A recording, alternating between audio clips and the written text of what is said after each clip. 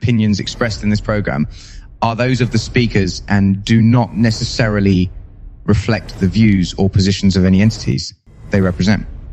Find us on the web at mbradio.us.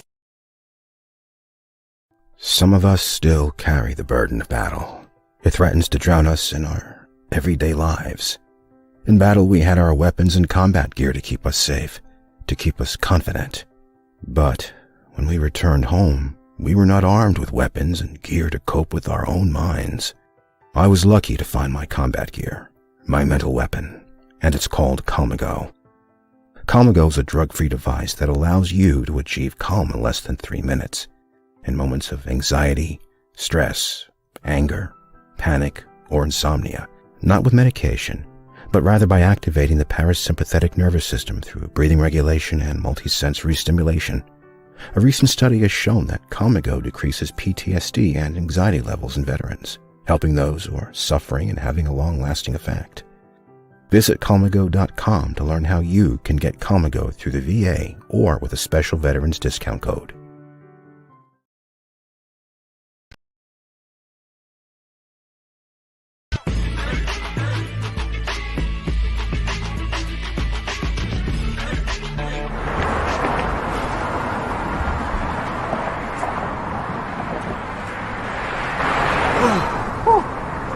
Hey, what's up, man? How you doing? I'm blessed, my brother. How you doing? I'm good, man. I'm good. Hey, did you see the game last night? Oh, that was a good game. But did you see the shot? I lost money from that shot. Oh, too, man, that shot was cold, I man. hated it, but it was good. Damn. What's in those jeans? You really want to know? I do. Exhaustion, muscle spasms, asthmatic issues, unexpected sickle cell trait crises. Damn. Are you serious? When I was young, I found out I had sickle cell trait. My mom's told me, but I ain't have no knowledge of it. But when I got older, I had a child, and the doctor told me my daughter has sickle cell trait. You know the facts that both parents have sickle cell trait? There's a 50% chance the child may have the trait, and 25% chance the child may have the disease. Hey, that's what's the count. Do you know that 2.5 million people in the United States have sickle cell trait, 300 million people globally? I didn't find out I had sickle cell trait until I was in the Army 10 years. Next thing you know, I had a sickle cell trait exertion site. Sickle cell? I thought that was a black gene or something. Nah, man, the Latin community is number 2. 1 out of 36,000 babies are being born with sickle cell disease. You could be Caucasian, Mediterranean, European. You gotta know your bloodline, man. There is an inherited gene in our community that has been forgotten. The name is sickle cell trait.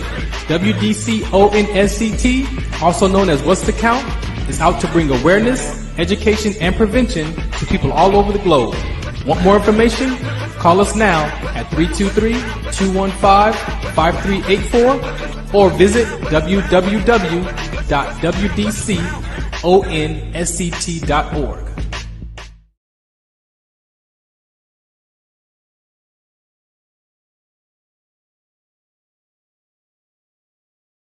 Do you remember studying sickle cell in biology class?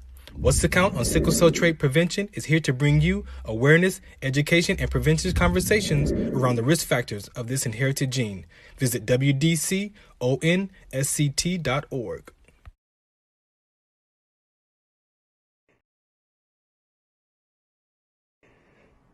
Muchos de nosotros nos vemos afectados por la enfermedad de células falciformes a diario y un número creciente simplemente no nos damos cuenta.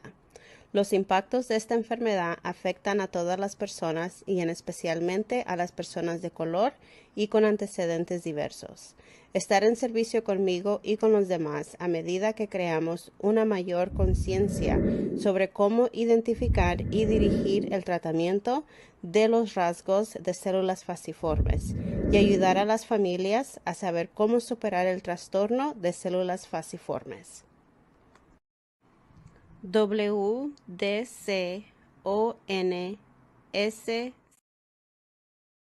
Zetovia salve, made from natural and organic ingredients, good for inflammation, poor circulation, hemorrhoids, yeast infection, lip sores, dry coughs, eye pain, minor cuts and bruises, and ready to purchase at botanicaherbalco.com. BOTANICAHERBALCO.com. HERBALCO.com. BotanicaHerbalCO.com.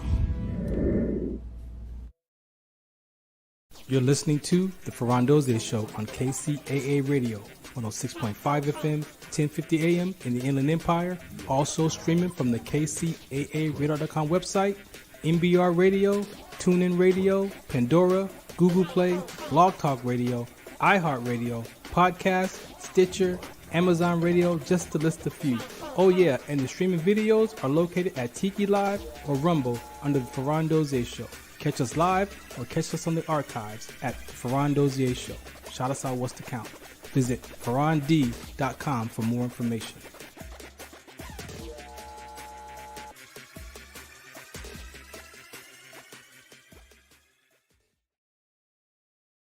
Right.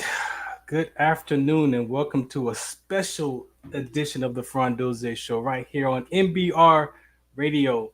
Make sure you go get the app MBR on all your streaming platforms.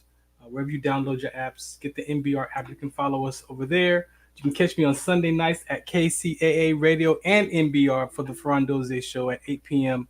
Pacific time. Where else? Lit Live on Sundays at 5 o'clock. Saturdays at 7 p.m. on the Revolution Radio Show on Lit Live. That's our Christian hip hop talk show. Beyond 2D is coming back in July, so we'll be in. Jessica will be doing the Beyond 2D topics back in July, the second and fourth Tuesdays of the month over there. And I believe that's it. I put the Blog Talk show on hold for now. I got enough talk shows right now. What else? It is World Sickle Cell Day. So we're going to be talking about Juneteenth, but it is World Sickle Cell Day as well, June 19th. So yes, if you look behind me over there, that is my cause. I advocate for sickle cell trait and sickle cell disease, mainly for myself, sickle cell trait, because I have the trait, collapsed in the military from sickle cell trait exertion with rhabdomyolysis. If you've seen athletes, military personnel, people exercising, hanging out in Denver, Colorado, skiing, places where the oxygen is thin, people have had complications with sickle cell trait. Hasn't really been addressed over these years. The main conversation has been just make sure you don't mate with another person with sickle cell trait, because you can have a baby with sickle cell disease, and then that creates the sickle cell disease conversations. However, with sickle cell trait, there are risk factors, some known risk factors around sickle cell trait, and I experienced two of those. I've had pain in my left arm since I was 2 years old. And then also I collapsed in 2006, which ended my military career around sickle cell trait exertion. So that is very important. It is a global conversation. United States, about 3.5 to 4 million people have sickle cell trait, and millions still don't know in this country. But also globally, 300 million people plus have sickle cell trait, and those numbers are a million more still don't know that they're trait carriers. And again, they're not aware of the risk factors because of what we've been told by the medical community. So there are known symptoms and complications and things that can lead to sudden death, even the rare kidney cancer that's connected to sickle cell trait as well. So I didn't want to focus on all that today. I did some stuff on Saturday. Me and Jody went to an event. We did the Battle of the Gene song, shared our stories out in Pomona. Shouts out to Trudy for allowing us to be a part of that Saturday. But yes, today is the official day of World Sickle Cell Day, so I got to give shouts out for that. However, it is Juneteenth, and that's the title of this episode. I have my guy Caldwell Williams here. I met Caldwell in 2018, interviewing a World War II veteran. He's a Korean era veteran, and after I got done with the interview, we connected, and I've been working with him ever since with his curriculum around gold tenders. And just learning his conversation, such a powerful dialogue, because most of the time we focus on, communication, talking to one another, but do you ever focus on the listening of one another? And how important is that? We think we are good listeners, but if you're listening to defend or you're speaking to offend, do you recognize that? And maybe you don't. As far as veterans, we deal with some type of identity crisis. But however, that is a human being flaw. We're all looking for our purpose, our passion, our gifts. What's next? Why am I here? Why am I born? Like, we're all looking for that. So in this particular conversation for Juneteenth, Caldwell's 90 years old, and he's going to tell you about his family coming from Texas. I believe this is a very fitting discussion for today, because there's celebrations all over the country today. But what's next? What's next in this Juneteenth conversation? You know, I think about when I looked at the Bible passages about Moses and the Israelites and how they walked that wilderness for 40 years. A 30-day walk took them 40 years because of what? Because they were enslaved for over 400 years, and then coming into the desert, the wilderness with Moses, attempting to show them that God was going to take care of them, miracles every day, but their mindsets were still in Egypt. They were complaining that they would rather be in Egypt. Why are we out here, Moses? So what happened? If you read that passage, that generation died off, right? God didn't just destroy them. He let that generation die off. And the next generation that was born, guess what? They weren't born in Egypt. They were born in the wilderness. So they had a different mindset than their ancestors who were born in Egypt that was enslaved. So that generation, 40 years later, was able to go into the promised land because of why? Because their mindset didn't have the emotional charges, the emotional wounds, as Caldwell says, the fractures of our integrity. They didn't have that. They acknowledged their ancestors that died in those 40 years, but they were able to listen, have the confidence and courage to move on into the wilderness. Out of the wilderness to the promised land. But why though?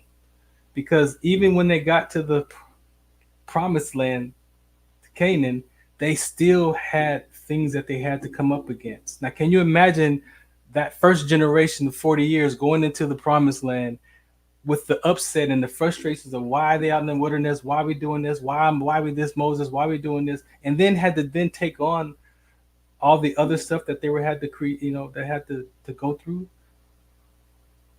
They had to be able to have a new mindset because they had to create their own way when they got to that land. And I relate that to our community as Blacks because I believe that sometimes there's some of us, not right or wrong, but we still have this mentality that we're upset about what happened to our ancestors. And it's not wrong that you can be upset, but then what's next? It's our turn. I don't have that mindset. Caldwell right now is the closest that I could get to someone who had their parents who was first generation free of slaves. So he has some direct connection to slavery from his parents. And you're going to hear that from him today. But also you're going to hear about how can we move this conversation forward. There's nothing wrong with being upset and frustrated and whatever that is, but then it's our turn. And he's going to share with you what it looks like for us to take that next step, right? To move that conversation forward so that my grandson and my granddaughter is not going to have to deal with this when they get my age at 50. They'll have their own things to deal with for their generation, but I don't want them to have to deal with the stuff that we're dealing with today. I can tell you that my grandfather on my dad's side and my grandfather on my mom's side, two different conversations. My grandfather on my dad's side was a child post-slavery, and he taught his children, I'm going to teach you how to be independent so you don't depend on the white man. My mom's dad, my grandfather, he put that stuff behind him and he created his own way for his family, got into the church and taught us, hey, you make your own way. Don't worry about what happened about that. Create your own path. What that did for my dad thought that he was racist. For 60 plus years, my dad thought he was racist. Why? Because what we don't realize as parents, that sometimes when we talk to our children about these things in the world, we're also planting that seed in their subconscious mind to look out for those things. So can you imagine my dad's 8 years old going through life, being independent? Yeah, he was independent, but also in the background listening and looking for not to depend on the white man. And that 60-year span had my dad thinking he was racist. until he and I had a conversation. I'm like, man, you are not racist. You might be prejudiced, but you're not racist. And he and I had a heart-to-heart talk before he passed. And I asked him, why are you racist? And he gave me this whole story, a bunch of reasons. And I can tell you that how I learned about if you're racist or not. If you ask a person if they're racist and they give you a reason, I'm willing to bet that we can have a conversation long enough that that reason will disappear because that reason is not their own influence. Sometimes these conversations are influenced by our bloodline, by our families, by conversations, wanting to belong, being connected to people, like whatever that is. And so my dad wasn't racist because he gave me a reason. When I heard his reason, where it came from, it was like no wonder. But my grandfather influenced that, not purposely. I mean, that was a talk that he had with his children.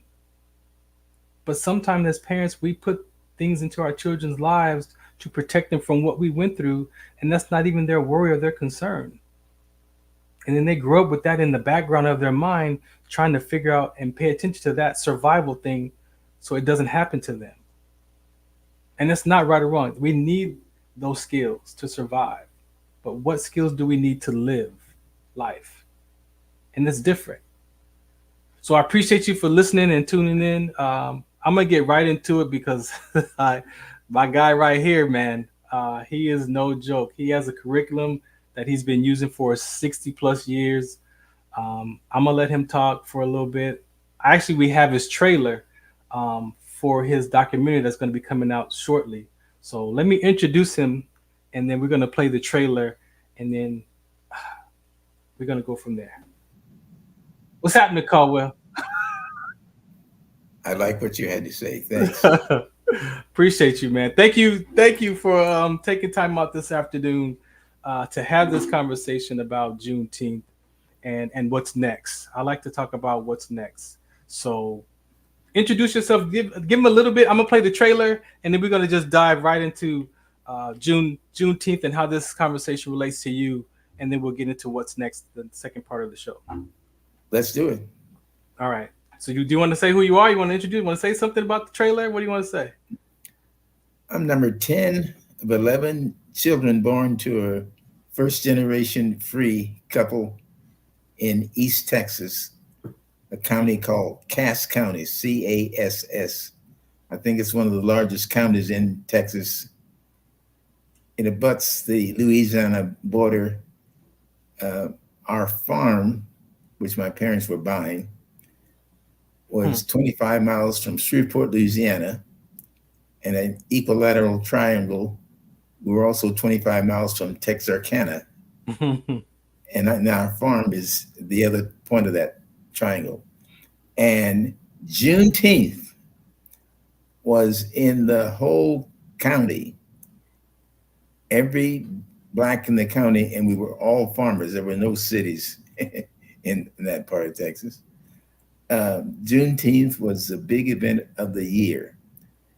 In a gigantic open pasture, people would congregate more than 1,000 to celebrate, and all the stuff that goes on during celebration. And I remember we left Texas when I was 10 years old, so this was my first 10 years was a part of that environment. And I remember they would a truck would come with gigantic blocks of ice because there was no refrigerator or phones or anything of that in the 30s. Gigantic blocks of ice. And at age approaching 60, I'm now 90, I found myself dealing with a trauma that I experienced at the Juneteenth celebration. Oh no. Apparently I had enough personality or intelligence or something attractive that the teenager who was charged with taking an ice pick and breaking the ice down chose me to help him. Al, my brother 2 years older than me, felt he should have been chosen. And so we struggled over the ice pick. And I couldn't understand, and I often had that kind of conflict with that brother. Why are you so mean to me? I haven't done anything. So we're strolling over the ice pick. My brother yanked it from me, and the wooden handle hit him in his mouth and broke off his 2 front teeth. We had no money for a dentist, so he went without dental care to those broken front teeth until he joined the Air Force in 1950, I think it was. Wow. And I suffered the guilt of that it was so painful, I suppressed it and forgot about it and thought I was rid of it. And when I finally got in touch with it, I realized it was a source of a whole series of pathological struggles in my life because I was suppressing the guilt. And what I did in suppressing the guilt was I projected it on him because I didn't want to feel the guilt. So what I created in my head was, he was mean. He was mean to me, and so he deserved what he got. So that's how I survived for 50 years. Wow. Until I got confronted by one of my students who said, Caldwell, apply your own data to yourself. And when he said that, I immediately recalled the incident. That's how powerful. That's how powerful the brain is. First step I had to do was, and what I did was, forgave that young Caldwell who did that. And the pain was lifted. Wow. And the nightmares ceased. I had been having nightmares all of my life about my brother being mean to me to justify what I did to him. And there's more. There's more. So we're gonna play the trailer. It's a few minutes long, ladies and gentlemen, and then we're gonna come right back and get into some of this Juneteenth. And again, we're gonna talk about what's next. If you heard that story of what he shared about him and his sibling, imagine that we all have some version of that in our life that we haven't dealt with. Absolutely. And that some of our behaviors are coming from some of those guilts and shames and embarrassments and disappointments in ourselves first, not just in the people, but in ourselves. And self-forgiveness is so important. All right, so let's get right into the trailer. This is going to be Caldwell's trailer of his documentary, and the documentary is almost finished too. But this is the trailer that we have. Check this out. The most compelling social need of humans is to belong. All 4 of my grandparents were born slaves. My father's father, he was 7 years old and sold away from everything and everybody he knew. He never again saw any member of his family. My father, he was born in 1884. His mother had died in childbirth, and he raised himself from age 8. The sheriff came with his posse, took my father and my oldest brother and beat them. My father died with scars on his back from that beating. If the sheriff puts you in jail in a Jim Crow South, where do you turn to seek justice?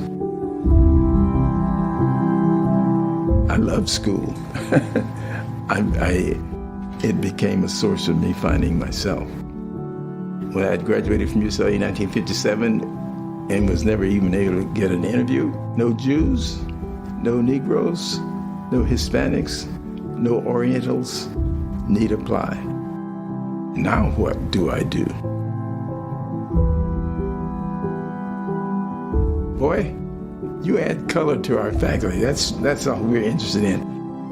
All the other counselors were instructed to give me their failing seniors, dopers, rebels, suicidals, listening to 12th graders who were not going to graduate. They told me what was going on in their lives. I discovered that I had something to offer people that I thought had everything. Word was already out on the campus that the skinny black dude was cool. I got all these kids who want to talk to me, and I don't have enough time to see them. I think I might be able to see everybody if I saw them in groups. Individual psychotherapy on a couch was the only method. Skinny black dude wanted to do groups? You can't do that, because it doesn't exist. To hell with them, let's do it anyway.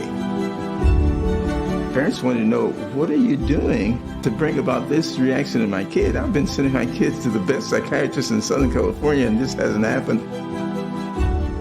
This shit works. Developing adolescence without narcotics is a radical new national idea. Oh, you know you can't do that. Alternative school that includes sensitivity to the mental health needs of our students. This is too big for you. Would you be willing to train my managers? Yeah. Who's Caldwell Williams? He hasn't published anything. 22 Iraq-Afghan veterans committing suicide every day. I think I know who these young people are. Mr. Williams, you don't want to touch this. You don't know who we are, Mr. Williams. And I said, yes, I know who you are. Maybe you don't know who you are. Did your parents encounter racism? Oh my gosh, yes. How about your grandparents? Oh my, even worse. Then how did we get here? Someone persisted and prevailed in spite of. I would assert that no less is required of us.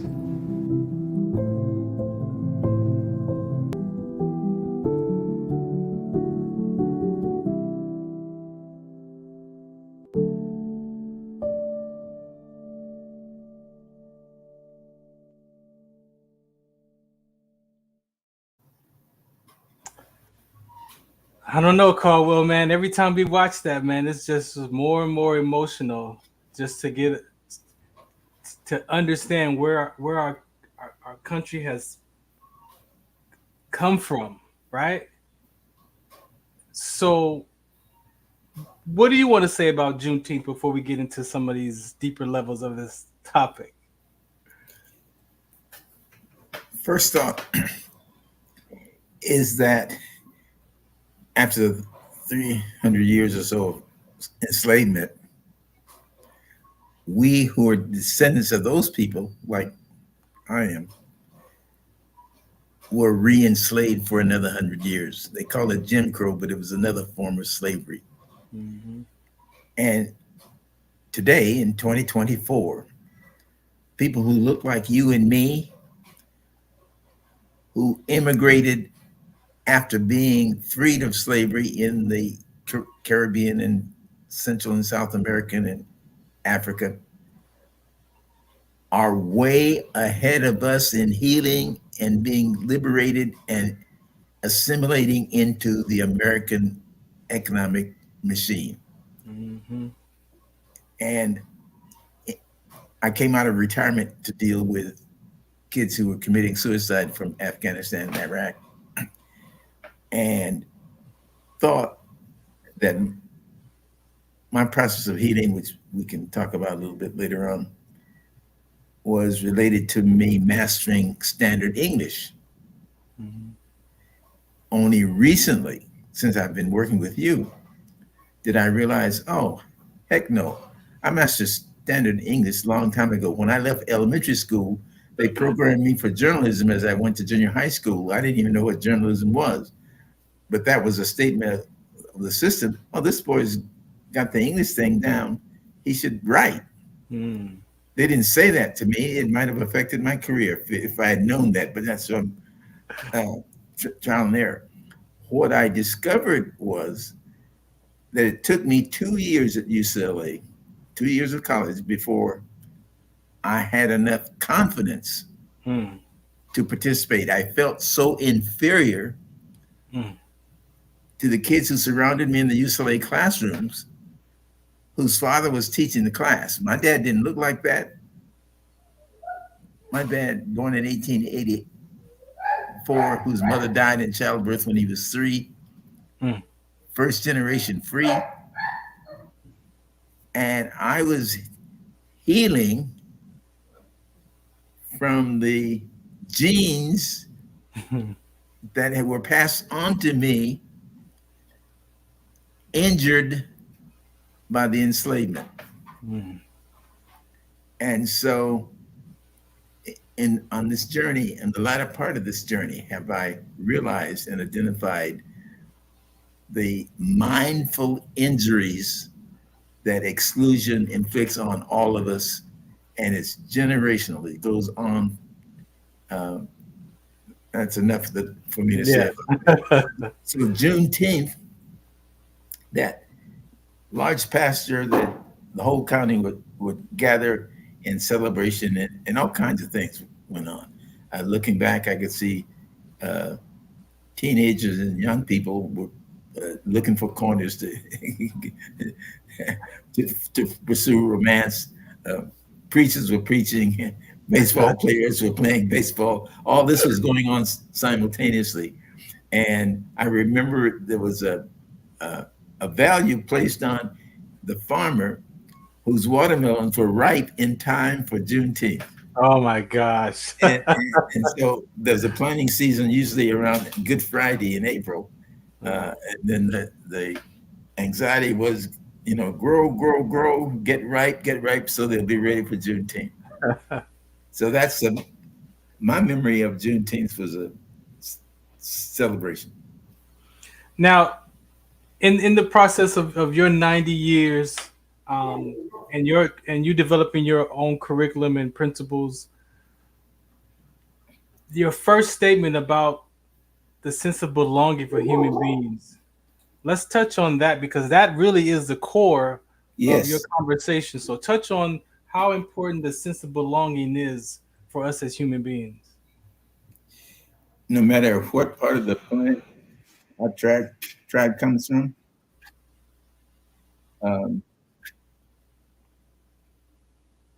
exclusion is the basis for all punishment. Our fear of exclusion is greater than our fear of death itself. As a matter of fact, our fear of death itself, when investigated, is related to us. Am I going to be in the right place? Or am I going to be in that group that that's not treated so well? Right. Fear of eternal exclusion from the good stuff. And we evolved cultures. The early form of the culture was the tribe, to which we could earn membership or by our participation in the work.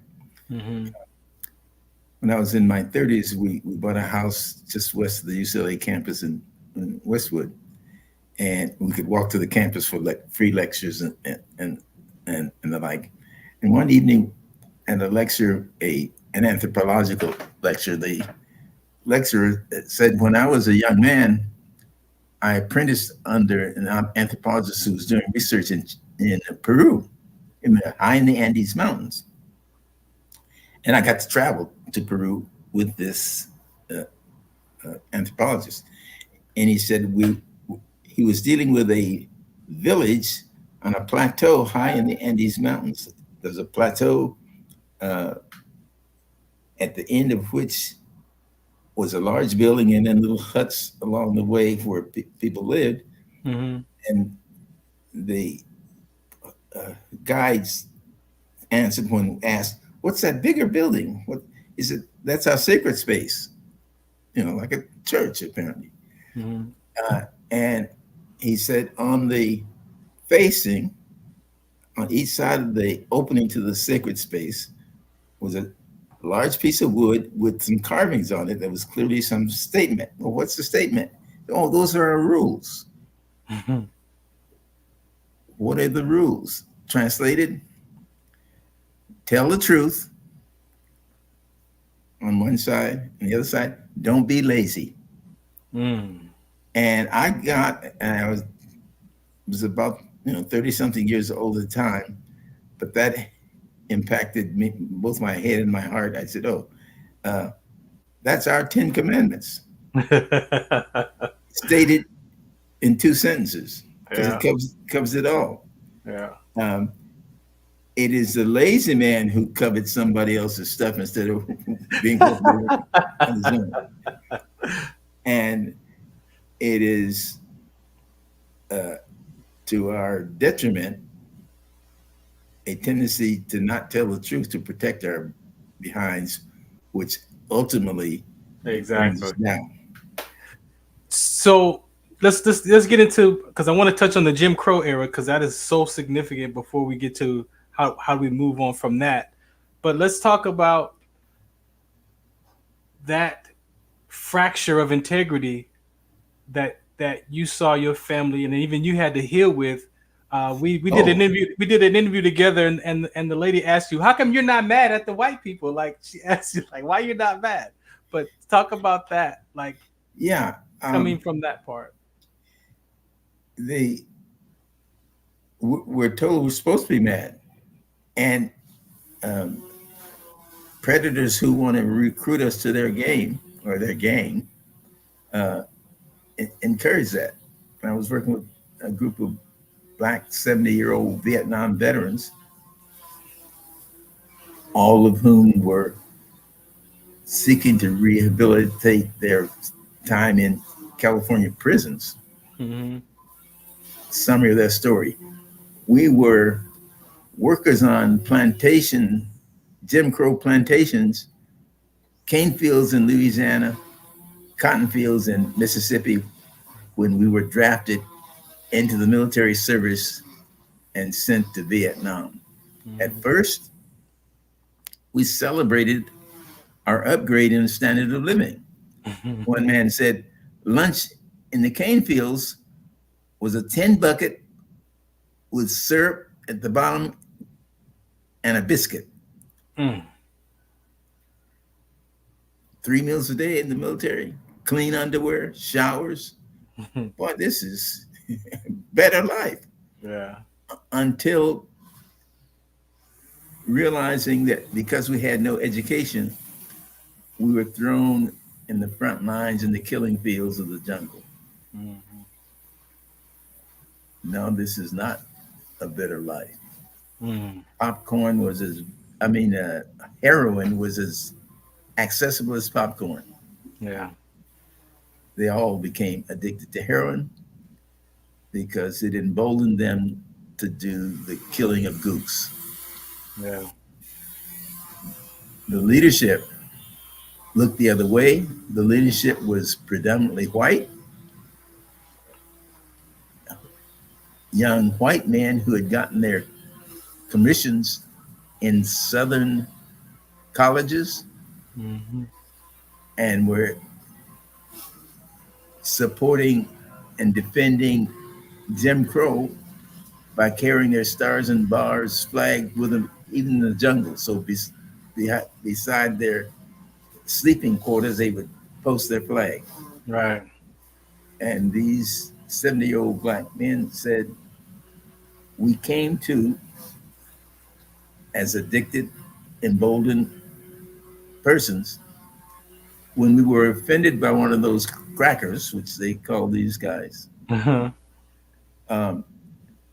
just lob a grenade. And the word fragging was invented. And Washington Defense Department didn't want the public to know, but they experienced these activities as losing control of their military. Went to Congress and said, we need to regain control of our troops, because in the streets, parents are marching against the war, screaming against our participation. And in the jungle, our kids are killing one another. And Congress passed a law in 1973 converting to an all volunteer service. Yeah. And since then, a very thin sliver of the population among the non-commissioned troops are kids from uneducated families, no matter the race. And Department of Defense can do anything they want with them because their parents don't complain. In your documentary, you know, you mentioned about all the things that our ancestors went through, and now, you know, it's our turn. Yeah. Leading up to what it being our turn, what are some of the healing pieces of that past history do you think that we need to start? Well, thank you. We've identified 3 skill sets crucial to one being able to navigate their own inclusion, their own assimilation into the culture. And those skill sets include, I call it an organized, systematic approach to thinking, planning, and executing. The broad term that I got exposed to growing up and in college was critical thinking. Mm-hmm. But the definition of critical thinking was so amorphous that every person I talked to had a different definition. I need something clearer. And that's how we came up with, I call it a roadmap, an organized, systematic thinking and planning approach that applies universally, starting with turn. That gives you a chance to look inside and see what path you're on and whether you want to do something about it. In the scriptures, John the Baptist said, repent. Synonym for turn. Okay. And I intentionally use turn because of the experience that many Americans have of being forced to participate and to testify to get adults off their back to stuff that they didn't really experience. So there's a resistance to the presentation of religion to a lot of our people. For sure, yeah, for sure. And so when you turn, nobody externally is telling you which way to turn. And when you turn, you see something. You see something. What do you want to do about it? And you get to make choices. Whether or not you do it and what it is you do. Because when you take that step, trust yourself enough to take that step, another door opens up for you. You see options there. Pick one. Now we're talking about goal setting. Because you pick one and you pursue that, you'll get a result. You get the next picture. And you're able to tell whether you're making progress toward that direction which you turn. Right. I'm moving. This is happening. And so the roadmap to achievement is a kind of a template. No matter what you're working on, you can go back to. The second skill set is empowering dialogue, which I think is most important of all, because it is language that identifies the tribe and that creates the culture. The language. Yes, language.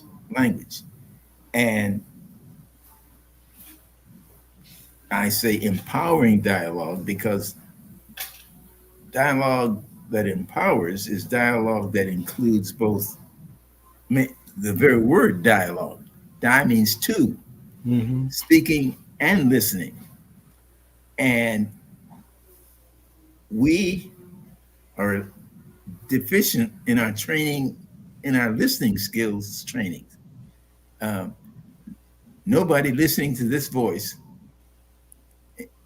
in private or public schools from kindergarten on through graduate degree had a course in listening. That is a new phenomenon that's now emerging at the same level that mindfulness is finally emerging a century later. I don't want to diminish the importance of speaking because the way we speak creates a condition for the other person to feel safe enough to listen to you. Yeah. If you offend me, you just shut me off because I'm going to retreat, forming my rebuttal so I can come back at you. Yeah. And in our excluded culture as slaves and then Jim Crow victims, we developed a culture that young people embrace. Trash talking. Talk so fast and so well, you shut the other guy up. And the only value that is acceptable there is winning. Yeah. And so the guy who never loses is the top of the pyramid in that culture. Yeah. And we are at the present time in touch with young people who essentially had good backgrounds from middle-class families, but they chose a path to be a part of the trash-talking thug culture. Yeah. You wonder why? Well, without investigating what the pain or injury was to that person who caused him to make that choice.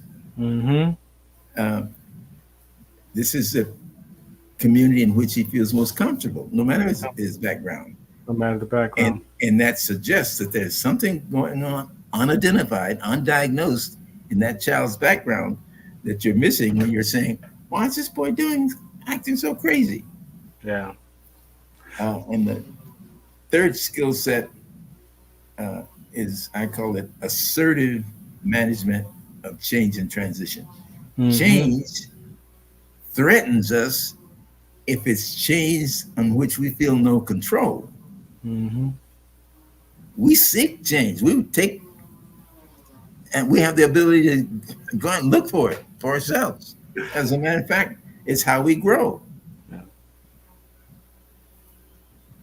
Learning to be the one taking the initiative, learning to be assertive so you are pursuing the change rather than change pursuing you, makes all the difference. And when we feel no control, we are threatened and we resist change, or we get drugged, drunk, stolen, anything that suppresses so we don't have to feel it. I want to touch on this part of the conversation as us as Blacks and the other cultures who ancestors came to this country, right? As second-class citizens, when we were all hyphenated. Yes. Right? Let's talk about that so that we can address what it's going to take for us as a Black culture to move forward beyond just the celebrations. When we think and are caught up in feeling sorry for ourselves and giving a broad brush to those white folk, is just that's one monolithic group. We block off our ability to recognize opportunity when it emerges. So we got a mindset, and we know we know it's the man, the predator who had impact on our culture, on our community, including those boys in Vietnam, was Elijah Muhammad, who said, "Don't you see the enemy is? It's a white man." He objectified the white man the way the white man had objectified the Vietnamese. Those are gooks. You're not killing people, you're killing gooks. And in today's culture, you're not killing people, you're killing terrorists. Well, Elijah picked up on that and said, by any means necessary, to do whatever you need to do to the white man. He's the devil. And a whole bunch of our boys, absent any other guidance, bought in and joined his gang, only to find that he was not as he represented himself to be. And many of them still pursued that religion, but not Elijah's version of it. But there's still a considerable group that is still caught up in Elijah's gang. Right. Yeah. So let's talk about because sometimes in our enslaved conversation of our healing process, we say that our culture was treated the worst, you know. Yes. Because once you compare to someone else's, you're always going to find someone who was worse off than you are, right? But well, go ahead. Let me recall some terms, and you and your own experience, whoever is listening, will recognize. WAPs, SPICs, crackers, niggers, Hoosiers, Orientals, wetbacks. I remember Orientals, ragheads. I'm not thinking of the terms that was used for the Chinese, but yeah.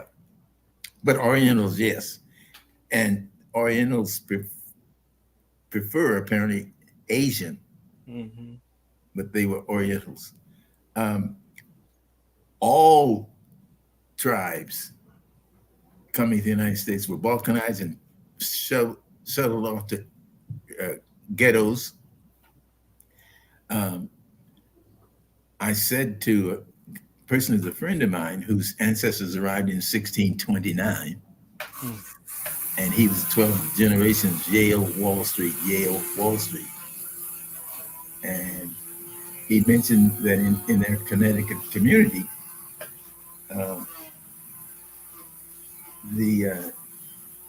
John Turney's son was his neighbor and friend.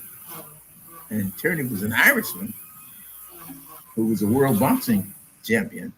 And I said, "Oh, was he able to move into your English elite community because he was rich?" And Peter said, "No, he moved into our community because he got an English girl in our community pregnant." And that got him in.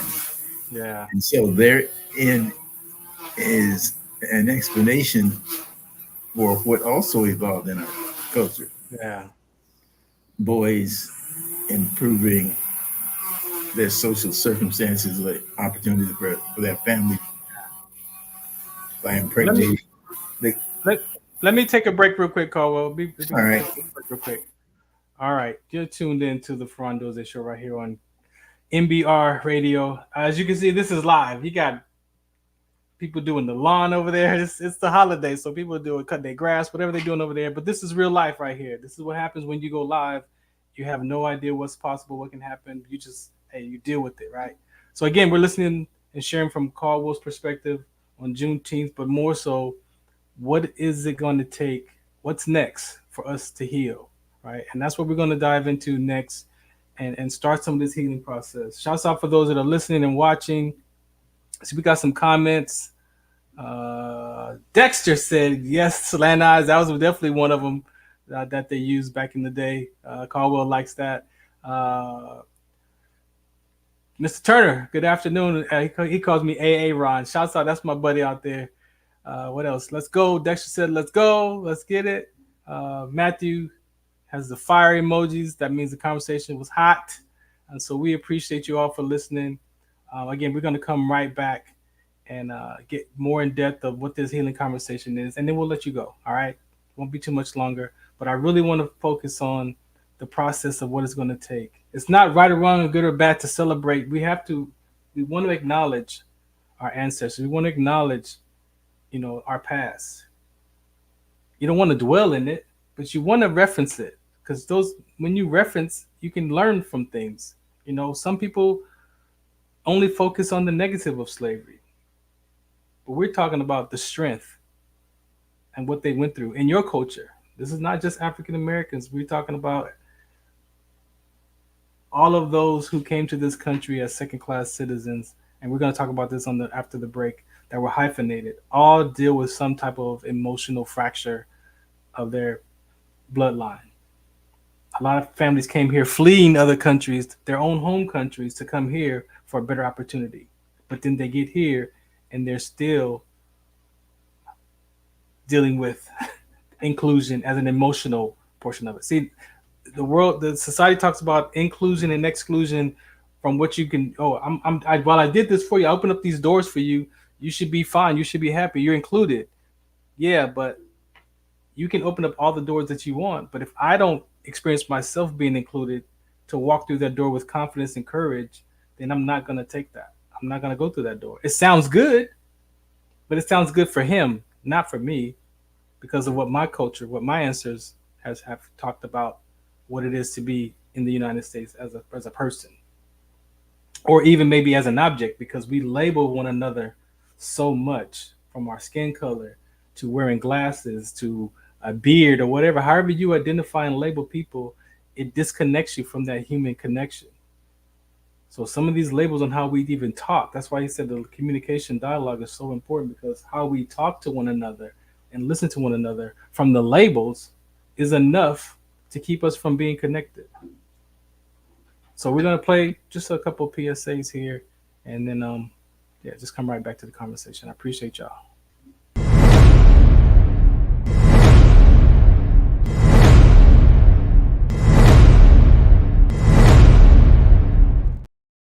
Do you remember studying sickle cell in biology class? What's the Count on Sickle Cell Trait Prevention is here to bring you awareness, education, and prevention conversations around the risk factors of this inherited gene. Visit wdconsct.org. Tune in to the Ferran Dozier Show on KCA Radio 106.5 FM, 1050 AM. Also streaming from the KCARadio.com website on Sunday nights at 8 p.m. Pacific Time. Brought to you by Sports Collective TV, Sports Collective Radio, and Sports Collective Media. We got the Heme Factor, we got In the Zone, and we got Fourth Down in the 20-second timeout sports segment. All for you right here on the Ferran Dozier Show on KCA Radio 106.5 FM, 1050 AM. Also streaming from the KCARadio.com website with my guest hosts Robert Lamar and Coach Will. Catch us on Sports Collective Media on Instagram and Facebook. And make sure you watch us Sunday nights at 8 p.m. on KCA Radio 106.5 FM, 1050 AM. Also streaming from the KCARadio.com website. Music, talk, sports, and so much more on the Ferran Dozier Show.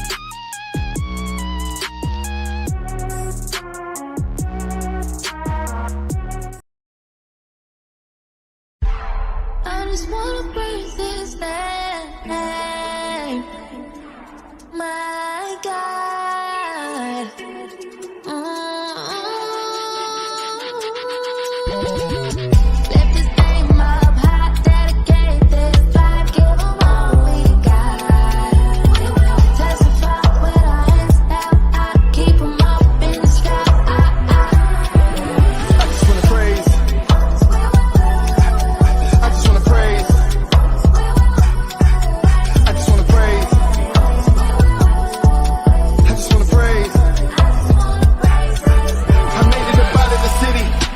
The hate and the gritty.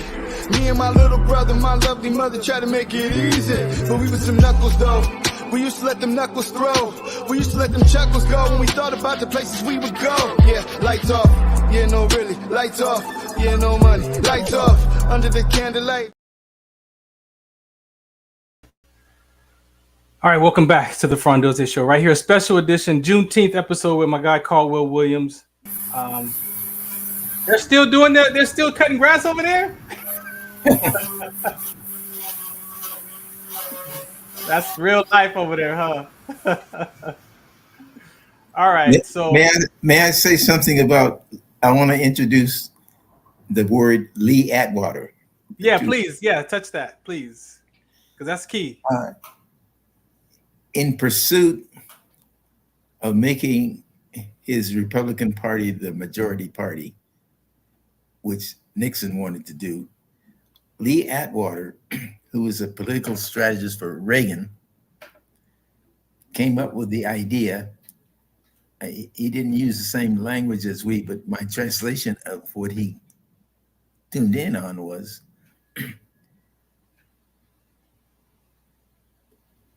Southerners who have been Democrats since the Civil War belong over here with us. And he approached Southerners using the N-word. You're in the party with them. Get your butt over here where you belong. So he introduced inclusion by race. And they flooded to him like flies to syrup.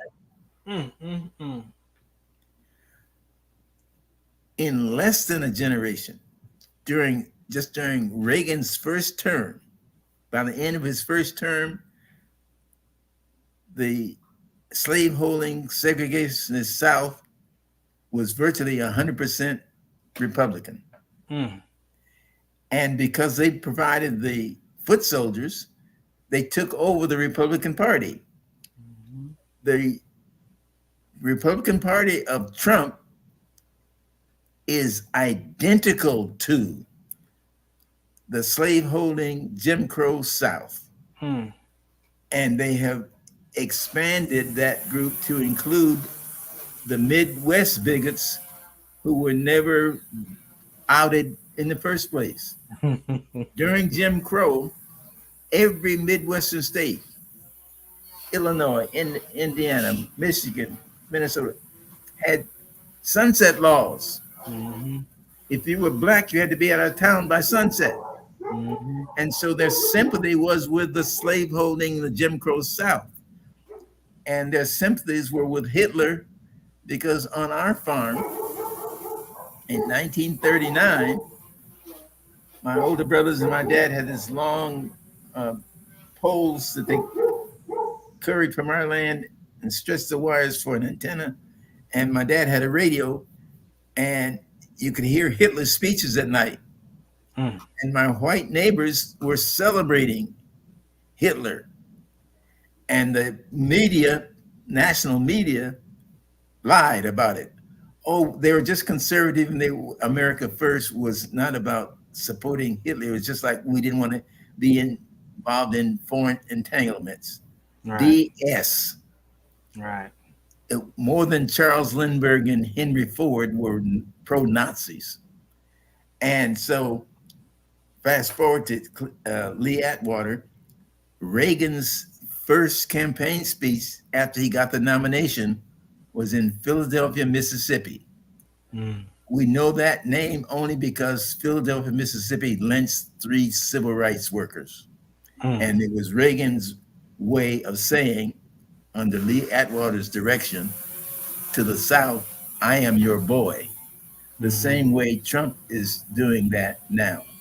And so the white entitlement as vehicle for inclusion is what must be combated. And the way to combat that is to create the space for people being able to tell the truth. Right. And the people who are not telling the truth and are suffering over there from their exclusion injuries are no different from you and me. And the lie that's told to them that they bought in just to get into the game is blacks and or people of color, the newly hyphenated people of color. We became African American, Indians became Native American, Asians became Asian American, Asian Pacific Island American, and Hispanic Americans as well. Yes, all hyphenated, but no white people are hyphenated anymore. They're just all white. Right. Italians are white and Spaniards are white, and it's right. And one last thing I'll say on that at the moment, as we evolved, we stopped beating our children. At the present time, June 19th, 2024, every slave state plus Arizona still allows kids to be beaten in school. Everybody else is forbidden physical punishment of children. Yeah. And those people in our tribe who look like you and me, who are behind in their evolution, are still getting in trouble. And you have, you, Farron, shared an anecdote with me recently where a person's ostensibly hired to help children grow. Yeah. Said to you, don't let them talk about being hit at home because we have to repeat it. Right. And so what is that doing to that child? Yeah. The suffer in silence, for sure. Suffer in silence. So but before we end this, what do you want to say to the point of the objectification? I believe, you know, in my conversation with you these last 5, almost 6 years now, what stuck out to me most in the beginning was the objectification, right? The labeling. Yes. Because as a soldier, as a veteran, you know, looking back after talking to you, that I was able to objectify another human being to a terrorist, and then you trained to kill the terrorist, right? And then one day that brain's going to remember, your mind's going to remember that was not a terrorist, it was a human being, right? Yeah. And then you gotta live with that of whatever you've done for our brothers and sisters who was in combat and experienced that in that fashion. You got to live with that now. But even in today's society, if you're a Laker fan and a Clipper fan, I will kill you in the parking lot because you got on a Lakers jersey or a Clippers jersey, right? So in peeling off these labels, how can this help us heal from our own, right? Because we're not talking about the second-class citizens who the Irish, because the Irish were treated just as bad. Yeah. Right. Polish, like, so every culture has their experience of how they were treated coming to this country, or leaving their own country to come here is why they came to the United States. But for you, what is that first layer of that labeling that we have to peel off as a Black culture so that we can start to do the interpersonal relationship with ourselves first? Two thoughts emerge. First, I want to acknowledge what has already evolved. Okay. What evolved was get money by any means necessary. And then with that money, you can give your children a chance for liberation. You can send your children to Harvard and Yale and Princeton. And that's what Joe Kennedy did for the Kennedy boys. And it not only worked, put him in the White House. John F. Joe Kennedy had cornered the market during Prohibition on Scotch and Irish whiskeys. And so he was essentially a drug dealer. He said it was a liquid drug. And the Kennedy gave money to the Roosevelt campaign. Roosevelt appointed him ambassador to England. And so this Roman Catholic Irishman got in, his family got in.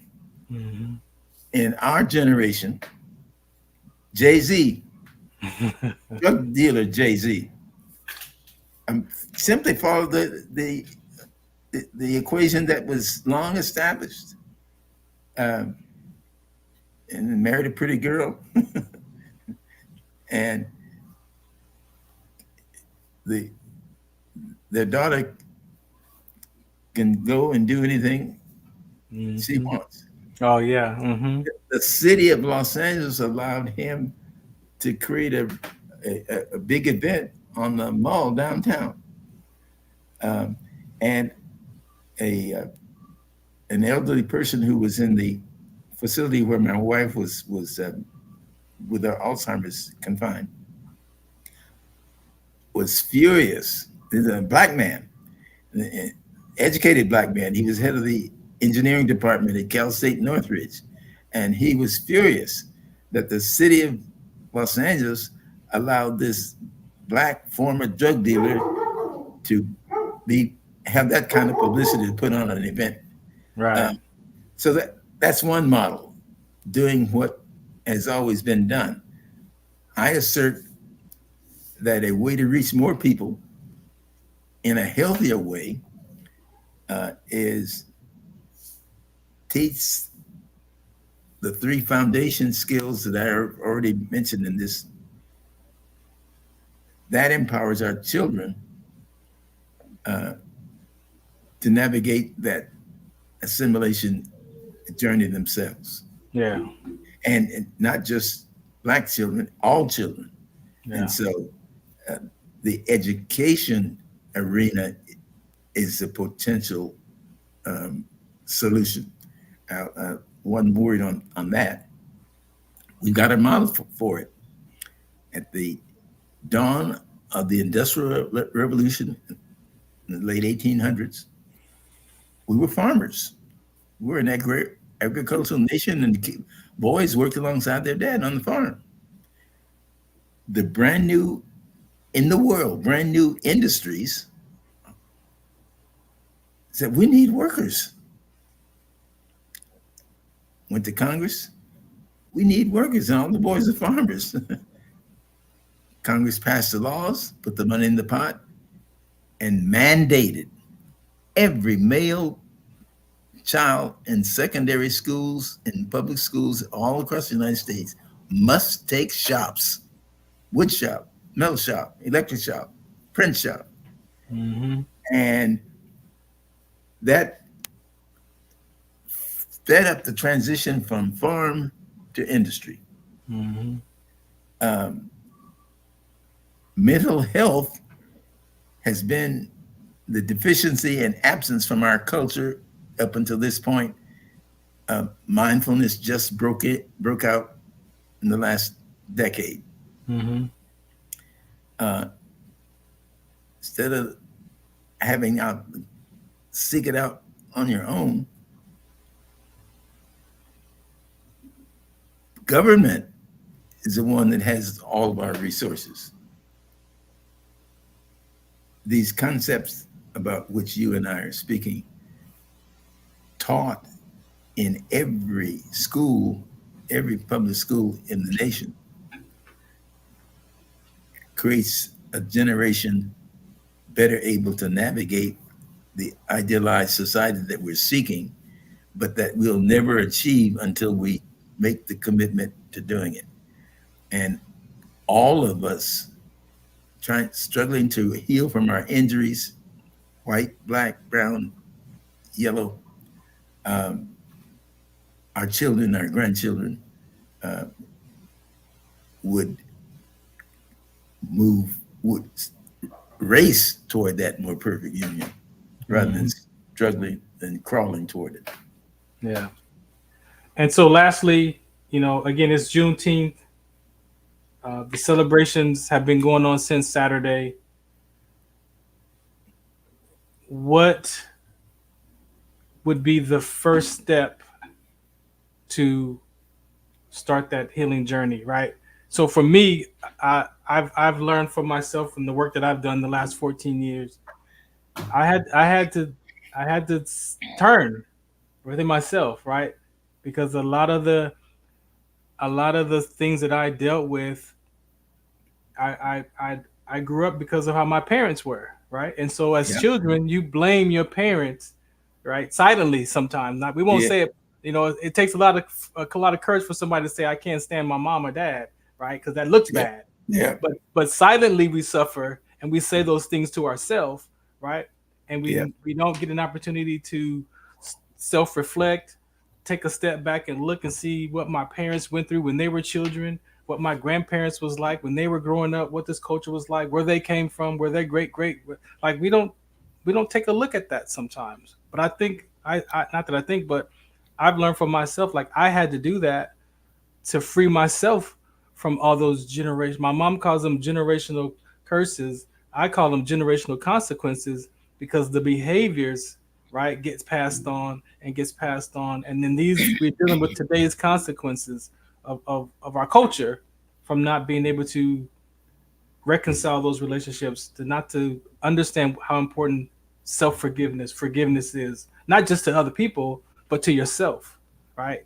So is that important for the what's next, the self-reflection, the self I think forgiveness? it is. I think it is for all of us. The school that I operated for 8 years was majority Caucasian, and that experience underscored for me the point that we make, that it's not a racial struggle. Everybody's struggling. Right. And Paul Linhart, 40 years later, I got a phone call from him. Do you remember me? And I said, of course I remember you, Paul. And he was delighted that I had not forgotten him.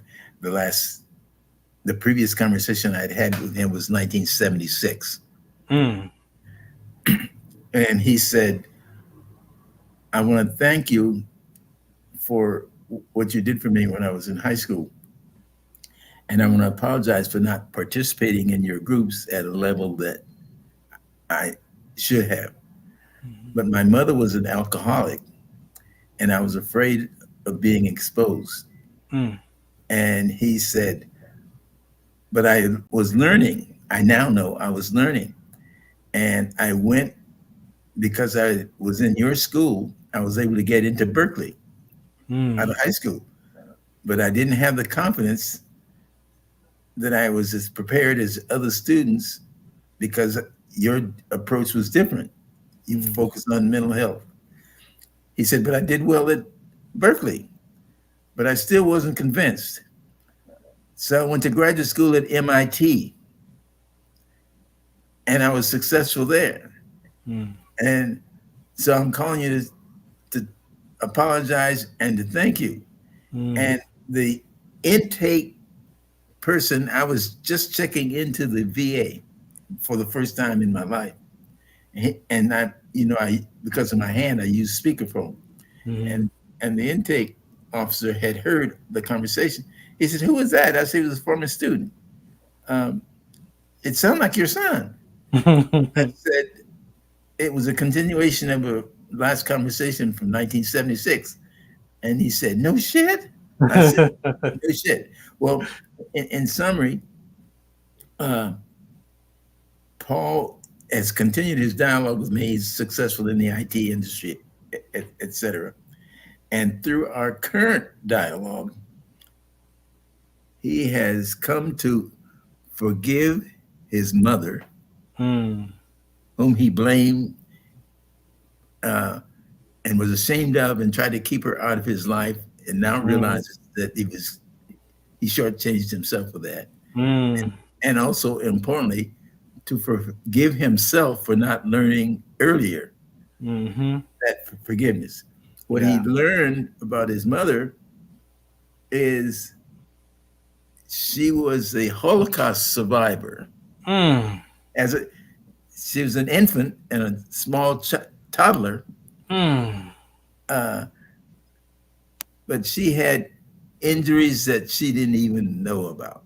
And alcohol was her way to suppress it. Yes. Wow. All right. I'm saying everybody has a story, and our stories are the same. We're all injured by the evolution of the culture, And the people who are leading the culture are doing it by trial and error. Where they learn, okay? Yeah. So we all have a role to play in getting this information out, because the people that we either blame or look up to are struggling as indeed you and I are. So I gotta touch on this before we go, this last piece, because this is MBR Radio, military broadcast radio network, and 99% of these listeners are either military, their family members, law enforcement. What do you want to say to the military community about your curriculum? And thank you for trusting me to work with you and to allow me to take this on with you. But what do you want to say to our military community around the work that you've done with this? Now, this education has been used in from children to businesses, corporate office, elementary schools, middle schools, and veterans most recently. What do you want to say to the veterans about your curriculum and how we're going to be able to use this to help our own? I am seeking further dialogue with a psychiatrist who got a large grant from the Veterans Administration to introduce mindfulness to the West LA Veterans facility. That is proceeding successfully, I'm told. You and I sat on one of the classes that came out of that. Mm-hmm. And every veteran, although they were seniors, every veteran in that class were intrigued by you and me. And I now have their phone numbers. They said, whatever you do next, please notify me. So that suggests that we have the potential for either under the umbrella of Dr. Sasaki or applying for our own VA grant, because every county in the United States has veterans who are struggling to make the transition to the kind of life we're talking about here. And so, you know, my mantra, I'm 90 years old, and young people like you and those of you who are in your age category out there who are listening to this, there's a role for you to play in bringing this about. And I'm counting on you, Fran, to carry the torch. Guys, you'll hear from us. We're working on it. Yeah. All right, Caldwell. Any last words before I let you get out of here, man? Thank you. Thank you for your time, man. I really appreciate you for taking some time out. You know, we spent almost 90 minutes here going over just Juneteenth. Like I said, these are not right or wrong, good or bad conversations, right? It's always great to celebrate our culture, to celebrate what happened, the breakthroughs, but we also got to be able to celebrate those breakdowns and those weaknesses, so those weaknesses can become strength, right? So we're looking to strengthen those weaknesses, and the mindset, like you said, mindfulness is such a powerful, popular conversation now. But really, when you look in the Word, the Bible talks about repenting, renewing your heart, renewing your mind. Like that's where the work is. That's where the work is for us as human beings, is being able to reconcile those differences and deal with those emotions. Emotional intelligence is such a big conversation now. And so you play a part with your curriculum in a lot of these healings. And we talk about starting with our children. What do you want to point to as far as starting with our children?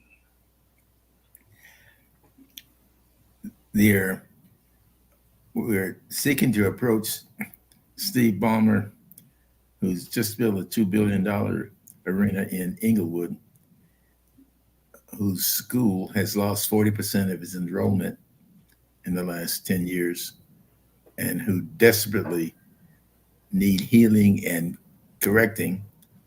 or the Balmer $2 billion or the Kroenke $7 billion investment in arenas will not be fulfilled in terms of the potential for that city to rise from the ashes. Schools are the place that families look to as they determine where they want to live. And there's no shortage of resources among the Balmers and the Kroenkes. We're trying to tap that to create a pilot program that demonstrates how to fix the school, which has implication for the whole nation because every professional sports franchise is in a city that has struggling schools. Yeah. So I've got Ferran and I have big vision. There's a role for you guys to play. Stay tuned. You'll hear from us. And we're doing that at another level with the ABA. So yes. With the Ventura Orcas coming soon out there in the Oxnard, Ventura County area, we're partnered with the Rio School District to demonstrate something similar, even in the Ventura County. So again, Caldwell, thank you for your time, man. I really appreciate you. Thank you. All right. Take care.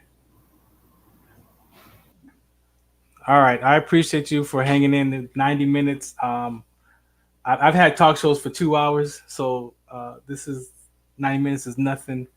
Very important conversations. If you have any questions, ferrand.com for sure to hit me up. I will share with you where we are, what we're up to. What else? Yeah, shouts out to NBR Radio for allowing me to do this short notice of a broadcast for Juneteenth. I really wasn't going to do anything today, to be honest. I was just going to kind of chill out.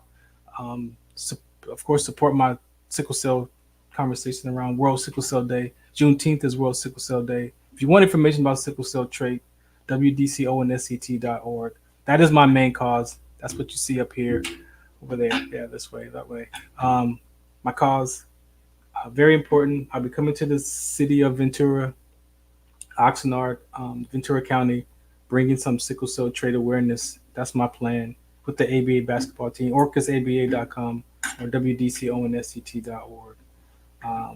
Yeah, important. So enjoy your Juneteenth.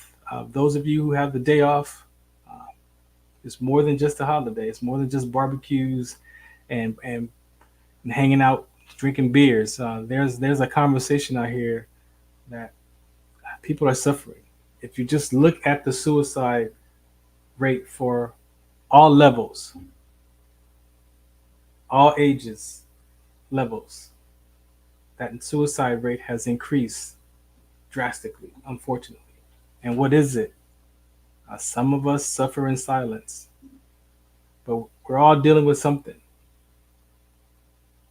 And whether you're a veteran, an athlete, parent, student, police officer, we're human beings first, right? And we're spiritual beings before that. So it's important for us to figure out how do we start to heal these kind of conversations within, I call them the interpersonal relationships, that self-forgiveness.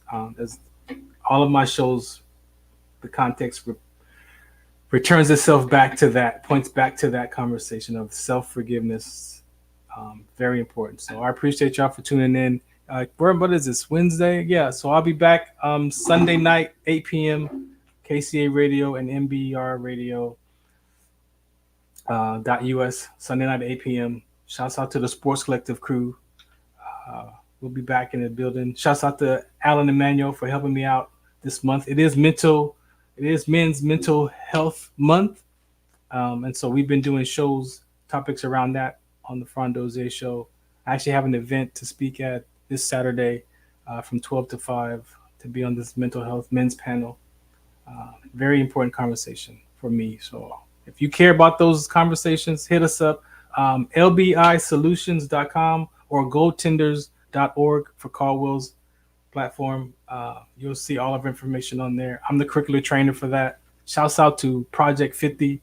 Dexter was here tuning in and listening in. I'm working with Project 50. I am his youth mentor counselor for the Project 50 in Ventura County. So again, very important topics for me at all levels. Son to parent, parent to child, veterans, youth, men especially. But don't second guess the conversation, because women, they're people too, right? And so I didn't realize that even in my inspirational reads that I wrote, that it could impact the women that came to that event that I did. And I shared that first one was the son to father relationship, the life of a 5-year-old. And it was majority women, if not all women.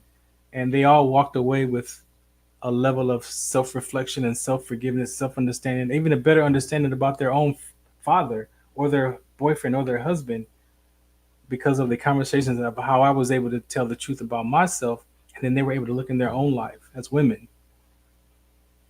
But I do have one for women. That's the son to mother relationship, because I feel that that son to mother, mother to son relationship is so important. They say that the daughter is hardwired to the father, and then the son is hardwired to the mother.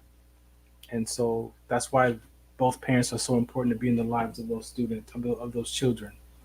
All right.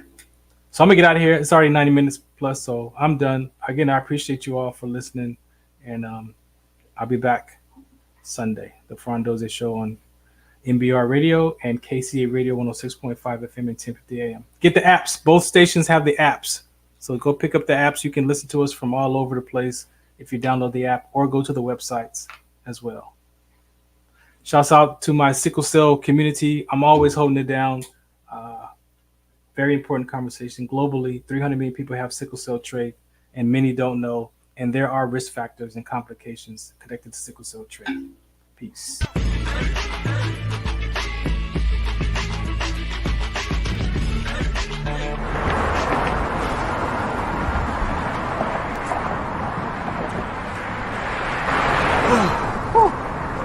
Hey, what's up, man? How you doing? I'm blessed, my brother. How you doing? I'm good, man. I'm good. Hey, did you see the game last night? Oh, that was a good game. But did you see the shot? I lost money from that shot. Oh, man, that shot was cold, I man. hated it, but it was good. Damn. What's in those jeans? You really want to know? I do. Exhaustion, muscle spasms, asthmatic issues, unexpected sickle cell trait crises. Damn, are you serious? When I was young, I found out I had sickle cell trait. My mom's told me, but I ain't have no knowledge of it. But when I got older, I had a child, and the doctor told me my daughter has sickle cell trait. You know the facts that both parents have sickle cell trait? There's a 50% chance the child may have the trait, and 25% chance the child may have the disease. Hey, that's what's the count. Do you know that 2.5 million people in the United States have sickle cell trait, 300 million people globally? I didn't find out I had sickle cell trait until I was in the Army 10 years. Next thing you know, I had a sickle cell trait exertion site. Sickle cell? I thought that was a black gene or something. Nah, man, the Latin community is number 2. 1 out of 36,000 babies are being born with sickle cell disease. You could be Caucasian, Mediterranean, European. You gotta know your bloodline, man. There is an inherited gene in our community that has been forgotten. The name is sickle cell trait. WDCONSCT, also known as What's the Count, is out to bring awareness, education, and prevention to people all over the globe. Want more information? Call us now at 323-215-5384 or visit www.wdconsct.org.